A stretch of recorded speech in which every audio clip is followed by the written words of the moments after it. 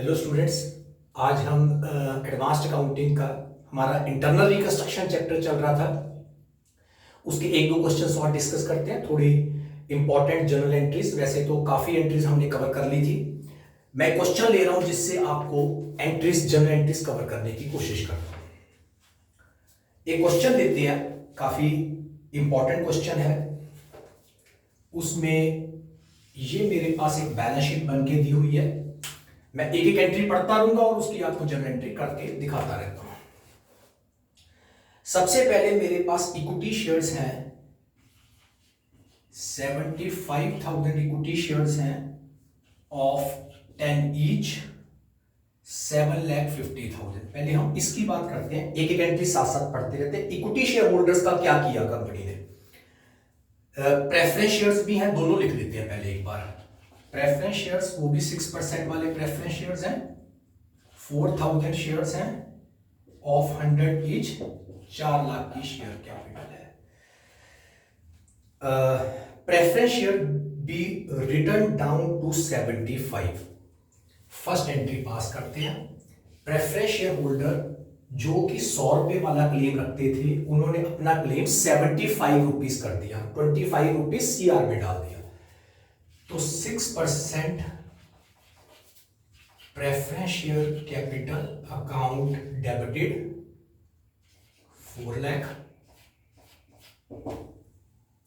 नाम तो चेंज किया नहीं, to 6% preference share capital to CR. यहां CR means capital reduction. 4,000 shares of 75 हो गए, 3 लाख रुपया मेरा नए प्रेफरेंस शेयर हो गए और 1 लाख रुपया मेरा सीआर में चला गया। Next, of the prefer and equity share to ₹2 each. Equity share भी हमने 2 रुपए का कर दिया। लो, इक्विटी शेयर कैपिटल 750 की थी, to equity share capital 75,000 into 2 rupees का कर दिया।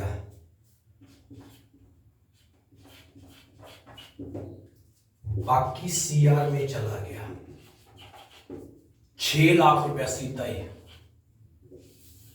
चलो, of the preference share dividend which is in arrear for the 4 years 3/4 is waived of. मैंने कहा था नो एंट्री, वेव ऑफ की नो एंट्री, 3/4 डिविडेंड की कोई एंट्री नहीं करनी। जो 1/4 डिविडेंड रह गया उसकी एंट्री करेंगे, क्योंकि उसके ल्यू में इक्विटी शेयर इशू की है। पहले देख ले, 4 साल का डिविडेंड एरियर में है।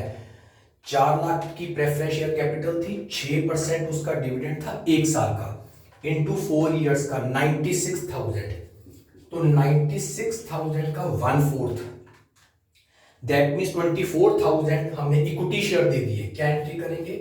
Outstanding preference dividend to equity share capital 24,000। 2 एंट्रियां होती हैं, बताया था मैंने। Capital reduction account debited to outstanding preference dividend 24,000। चलो, डिबेंचर इंटरेस्ट एक्रूड था, उसको हमने कैश में पे कर दिया। बैलेंस शीट में पड़ा था 22,500 का।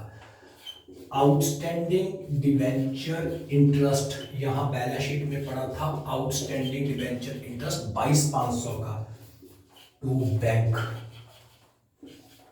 22,500। नेक्स्ट,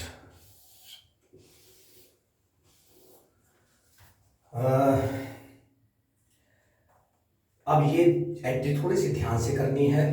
डिबेंचर होल्डर्स जिनका क्लेम है, डिबेंचर होल्डर्स का क्लेम था 375 का, 6% डिबेंचर 3,75,000 के पड़े हैं।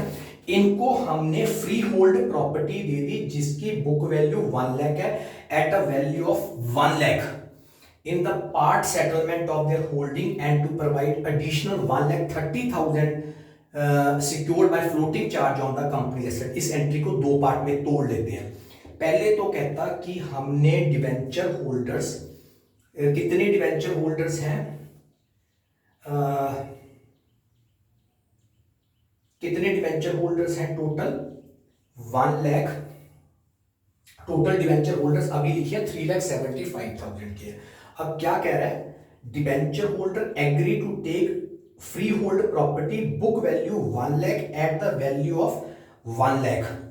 1 लाख का 1 लाख में लिया है।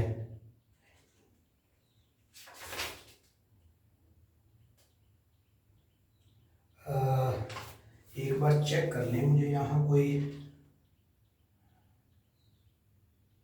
राइट 1 लाख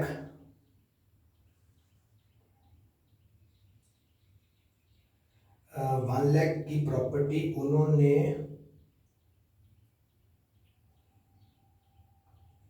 1,20,000 में ली है। Yes, free hold property 1 lakh वाली 120 में ली है। तो पहले प्रॉपर्टी की हम रीवैल्यूएशन कर लें। सुनिए अब इधर, फ्री होल्ड प्रॉपर्टी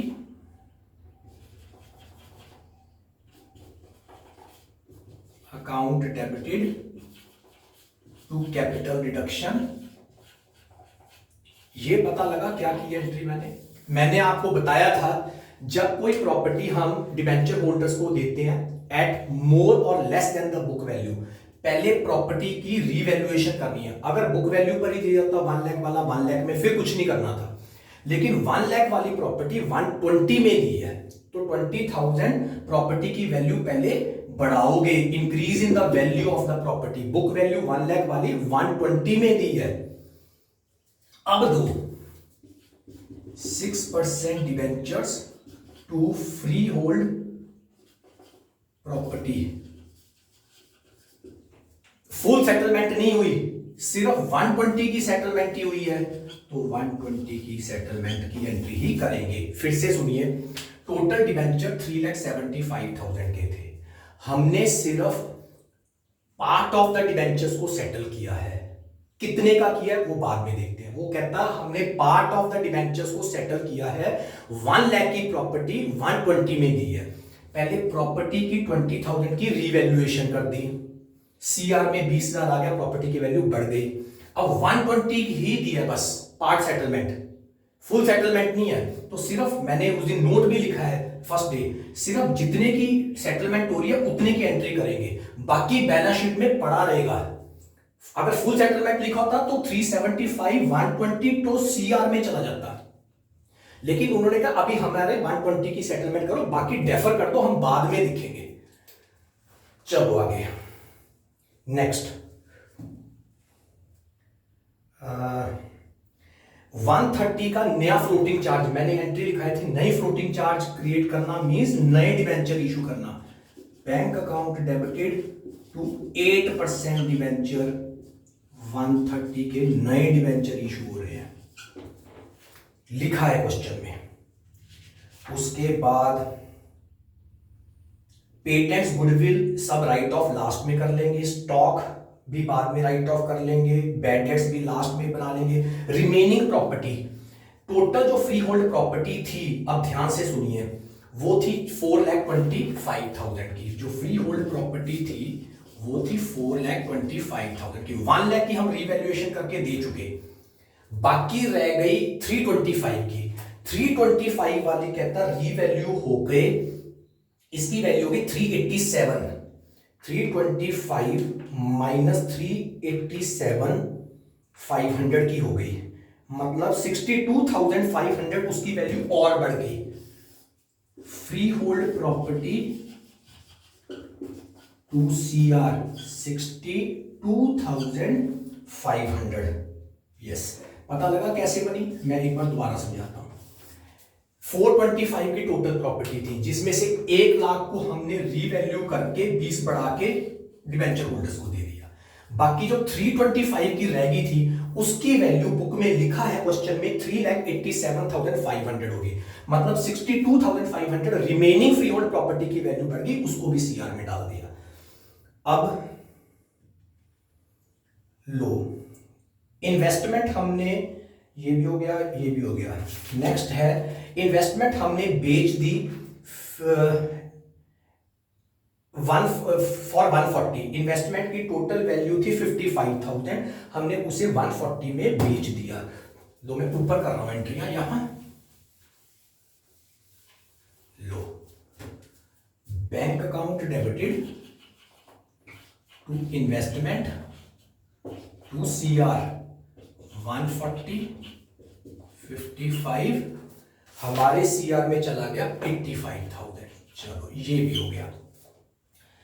एक डायरेक्टर का लोन स्टैंड कर रहा था बैलेंस शीट में 1 लाख का, उन्होंने क्या किया, 90% तो कहते हैं हमें शेयर दे दो, मतलब 90,000 के शेयर दे दो। डायरेक्टर का लोन था 1 लाख का, वो कहता हमें इक्विटी शेयर दे दो 90,000 के, और क्या कहता है 5% कैश दे दो टू बैंक, 5,000 कैश दे दिया, बाकी कहता हम वेव ऑफ कर देते हैं, मतलब सेक्रीफाइस कर देते हैं, 5,000 सेक्रीफाइस कर दिया। ये भी हो गया। चलो फिर एक वो कह रहा है कि एक कंपनी के ऊपर कोई कैपिटल कमिटमेंट थी, कैपिटल कमिटमेंट मतलब उन्होंने कोई कैपिटल एग्रीमेंट किया हुआ था 2.5 लाख का, वो इंटरनल रिकंस्ट्रक्शन में कैंसिल हो गया, जिस पर 5% पेनल्टी लग गई। 2.5 लाख का 5%, 2,50,000 का 5%, 12,500 की पेनल्टी देनी पड़ गई कंपनी को। ये भी कर लेते हैं। लो, कंपनी को पेनल्टी देनी पड़ गई। यहां कर रहा हूं एंट्री, थोड़ी जगह कम है मेरे पास। लो, CR to penalty to cash या बैंक 12,500 12,500 12,500, जैसे हमने इंटरनल रिकंस्ट्रक्शन के एक्सपेंसेस पे करने होते हैं। नाउ लास्ट, CR का बैलेंस जितना भी है उससे सब कुछ राइट ऑफ कर दो। लो चेक करते हैं। CR में फर्स्ट एंट्री मैंने रब कर दी, उसमें 1 लाख CR था, 6 लाख और आया, 24,000 यूज हो गया, माइनस 20 लाख और आया, 62,500 और आया, 85,000 और आया, 5,000 और आया, माइनस 12,500 यूज हो गया। मेरे पास टोटल CR है 8,36,000। यहां लिख रहा हूं CR 8,36,000 से क्या क्या राइट ऑफ कर रहे हो। एक तो कहता goodwill right of, patents right of कर दो, पेटेंट्स 37,500, गुडविल राइट ऑफ कर दो 130 की, advertisement deferred advertisement right of कर दो 1 लाख की, बैड डेट्स की प्रोविजन बना लो 68,500 की, स्टॉक की रिवैल्यूएशन करके उसकी वैल्यू कम कर दो 65,000 से। सब कहा है क्वेश्चन में। अब यहां जो बच गया सरप्लस मेरे पास 4,35,000, बस इतना ही चाहिए मुझे, सरप्लस 4,35,000। ये भी राइट ऑफ कर दिया डेबिट बैलेंस, मेरे पास सारा बैलेंस खत्म हो गया।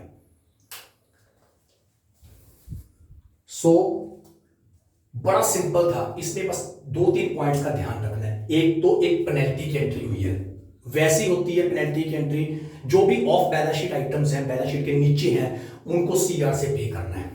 दूसरी बात, फ्री होल्ड प्रॉपर्टी रीवैल्यू करके डिबेंचर होल्डर्स को दे दिया, और डिबेंचर्स पूरे सेटल नहीं हुए, पार्ट सेटलमेंट हुई है। जितने की सेटलमेंट हुई है उतने की एंट्री करनी है, बाकी जो डिबेंचर रह गए वो बैलेंस शीट में पड़े रहेंगे।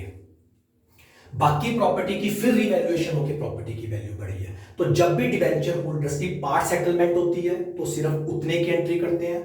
सेकेंडली, जब भी डिबेंचर होल्डर्स को कोई प्रॉपर्टी देते हैं एट अ मोर और less than the book value, तो पहले प्रॉपर्टी की वैल्यू को रीवैल्यू करके फिर उसके बाद डिबेंचर होल्डर्स को देना है। लास्ट में सीआर का बैलेंस सारा यूज कर लेना है।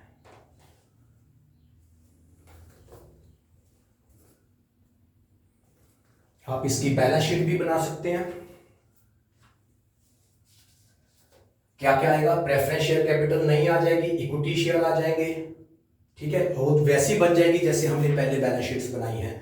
और डिबेंचर होल्डर्स का बस ध्यान रखना है, हमने सिर्फ 120 के डिबेंचर होल्डर्स की पेमेंट की है, तो बाकी जो डिबेंचर्स हैं 3,75,000 के थे, 3,75,000 में से 120 चले गए, तो 2,55,000 के debenture as such balance sheet में पड़े रहेंगे। राइट, ये क्वेश्चन ट्राई करिए। इसी तरह और भी बुक में बहुत सारे क्वेश्चंस हैं।